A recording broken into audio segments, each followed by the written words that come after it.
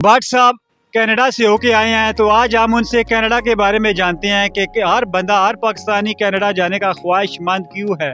वहाँ पे ऐसी कौन सी चीज़ें हैं जो पाकिस्तानी देखने के लिए जाते हैं? रोज़गार के लिए जाते हैं या समुंदर किनारे मंद है? और जब हम इस्लामाबाद में आते हैं तो देखते हैं कि वहाँ पे कनाडा के वीज़े के लिए से दरख्वास्तें देने के लिए और डॉक्यूमेंटेशन के लिए लोगों की लाइनें लगी हुई हैं।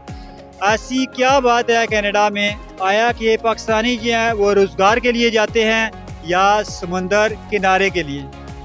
जी, सबसे पहले चांद साहब मैं आपको बताऊं कि जो कनाडा की जो ख्वाहिश है लोगों की, वो सिर्फ इस पाकिस्तान मुल्क तक के लिए। जिस बंदे की नहीं लगती उसकी ख्वाहिश ही अधूरी रह जाती है, और जिसकी लग जाती है, वीज़ा आ जाता है, जो वहाँ पहुँच जाता है, वो उसकी ख्वाहिश वहाँ पे पूरी हो जाती है और उसकी आंखें जो हैं वो कह सकते हैं हम कि खुल जाती हैं, और उसको समझ लग जाती है कि पराए मुल्क में कैसे रहना कैसा है और कैसा नहीं। ख्वाहिश ख़त्म हो जाती है या कम हो जाती है, इस तरह के जो आप अल्फाज इस्तेमाल करें, इसका क्या मतलब है? जब यहाँ से पाकिस्तानी जाता है तो जोश और जज्बे के साथ जाता है, उसमें जोश और जज्बा, जोश और खरोश बहुत ज़्यादा होता है। तो वहाँ पे चूँकि बर्फ़ बहुत ज़्यादा पड़ती है, ठंडा कनाडा है वहाँ पे, तो वहाँ पे जोश और जज्बा जाके ठंडे होते हैं लोगों के। सर सबसे पहले मैं आपको बताऊं, बहुत ज़्यादा ही ठंडे हो जाते हैं। मैं जी क्या वजह है? चंद साहब, उसकी काफ़ी वजूहत हैं। एक तो ना आपका कोई वहाँ पे जानने वाला, ना पहचान वाला, और हर बंदा अपने काम से काम रखने वाला है। जैसे आप अपने मुल्क में देखते हैं, अगर आप कहीं रोड पे ऐसे एक्सीडेंट हो जाता है आपका, तो 8-10 बंदे आके आपको पूछते हैं हाल आपका, या कोई भी मसला, बीमार हो जाते हैं मिसाल के तौर पे, तो आपका कोई जानने वाला या कोई भी हमारा मुल्क में या हमारे शहर में जो भी बंदा रहता है, उसके दिल में एक एहसास होता है, आपके लिए जागता है कि यार इस बंदे को मैं हॉस्पिटल ले जाऊं या इसके कुछ भी इलाज वगैरह कर लूं। तो ये चीज़ वहाँ पे भाई मैंने नहीं देखी, और यहाँ से मेरा दिल भी बहुत डिसहार्ट हुआ। और यहाँ पे हम देखते हैं कि हमें टीवी पे ये बताया जाता है कि वहाँ पे कोई कुत्ता भी मरे, कुत्ता भी जख्मी हो जाए, तो उसके लिए रेस्क्यू 15 की टीमें आ जाती हैं, उसको उठा के हॉस्पिटल लेके जाते हैं, इलाज किया जाता है। तो क्या वहाँ पे इंसानों की कोई कदर नहीं? सर कदर सिर्फ उस चीज़ की है जिसकी वैल्यू है। वैल्यू वो बनती है जैसे कि अगर आप एक वीडियो है या एक कुत्ता, अगर किसी एक बंदे ने वीडियो लगा दी है कि कुत्ता मुसीबत में है, और वो वीडियो लाख बंदे या 5 लाख बंदों तक पहुंच गई है, तो वो उसकी वैल्यू बढ़ गई है। और वही अगर इंसान पड़ा हुआ है और किसी ने उसकी वीडियो नहीं पढ़ाई, वो तो पड़ा है।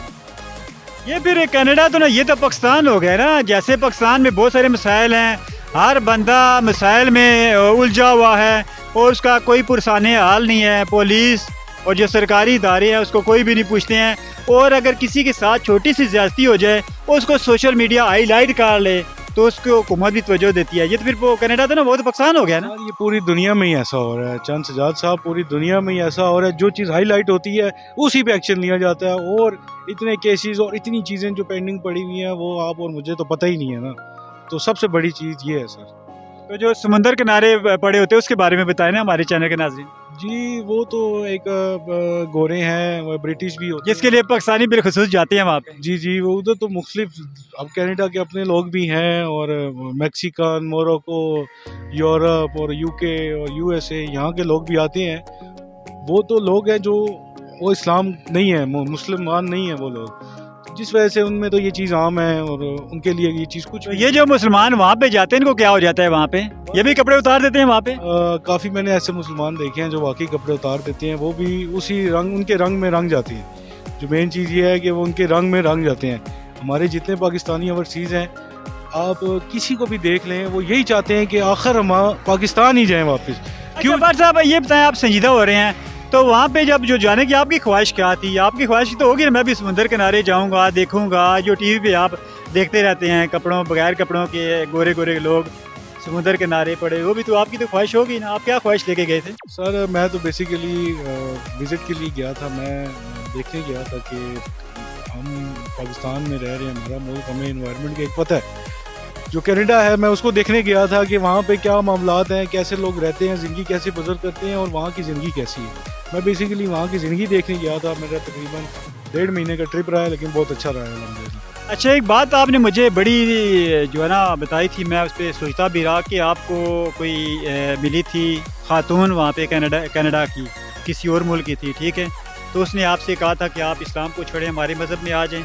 हम वहाँ पे जो सरकारी दफ्तर है कनाडा में वहाँ पे जाते हैं, आप अपना मज़हब चेंज करें, मैं भी करती हूँ, और यहाँ पे हम शादी कर लें, तो उसने आपको शादी की ऑफ़र की थी? सर ये चीज़ें बहुत आम है वहाँ पे। लोग बेसिकली जो नॉन मुस्लिम हैं वो यही चाहते हैं कि असल में मुसलमान बहुत अच्छी कौम है और कुरान पाक हमें बहुत अच्छा सबक देता है कि हम एक अच्छी ज़िंदगी और एक अच्छे इंसान बन के अपनी ज़िंदगी बसर करें।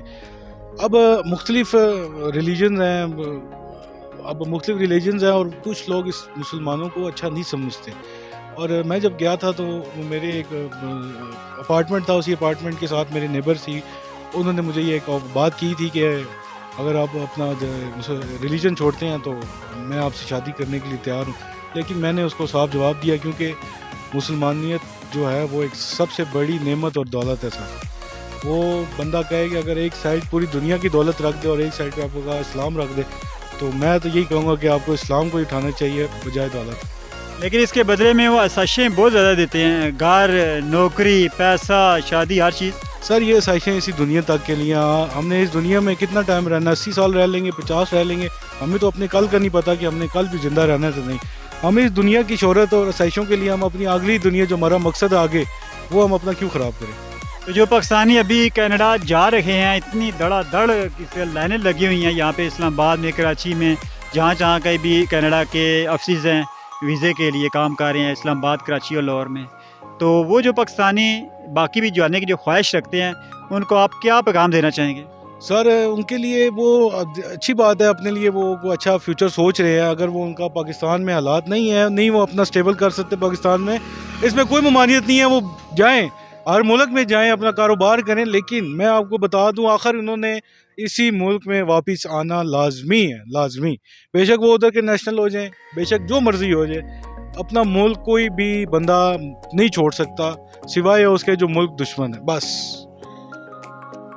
तो हम क्या समझें कि आपका कनाडा जाने का तजर्बा अच्छा नहीं रहा?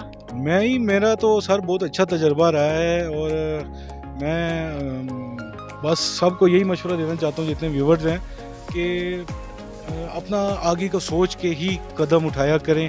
ये जो लोगों की बातें हैं यूरोप, कनाडा और पता नहीं वहाँ की ज़िंदगी पता नहीं कुछ अलग है और बहुत ही अच्छी है, तो ऐसा नहीं है चांद साहब। लोग उधर इतनी मेहनतें कर रहे हैं, जलील हो रहे हैं उधर। बस मैं आपको क्या बताऊँ कि अगर आप बीमार भी हो जाते हैं, आपको कोई भी बंदा उठा के आपको पूछेगा भी नहीं कि आप किस हालत में हो, किस हालत में नहीं।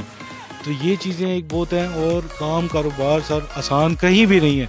लोग पाकिस्तान में मुश्किल समझते हैं कारोबार, लेकिन बाहर भी कारोबार और नौकरी आसान नहीं है चांद सजाद साहब। सबसे बड़ा मसला वहाँ पे ज़ुबान का आता है सर। ज़्यादातर तो कनाडा में इंग्लिश बोली जाती है, लेकिन वहाँ पे स्पेनिश लोग भी हैं। यूके वाले तो इंग्लिश ही बोलते हैं बेसिकली, और यूरोप के मुख्तलिफ, फ्रांस के, जर्मनी के और इटली के और भी कई ममालिक के मुल्क हैं, लेकिन वहाँ की जो ज़्यादातर स्पीकिंग लैंग्वेज है वो इंग्लिश ही है। उसके अलावा ऑस्ट्रेलिया के लोग भी हैं और वो मुख्तलिफ कबीलों का हिसाब है। तो मैंने जो है ज़्यादातर इंग्लिश ही मैंने सुनी है और बोली है, और वहाँ पे मैंने इंग्लिश ही ज़्यादा चलते हुए भी देखी है। और जो पाकिस्तानी जिसको इंग्लिश नहीं आती है, लेबर तबका, वो तो पिस के रह जाता होगा वहाँ पे। सर पहली बात, जिसको इंग्लिश नहीं आती वो यहाँ से कनाडा, पाकिस्तानी स्पेशली जा ही नहीं सकता।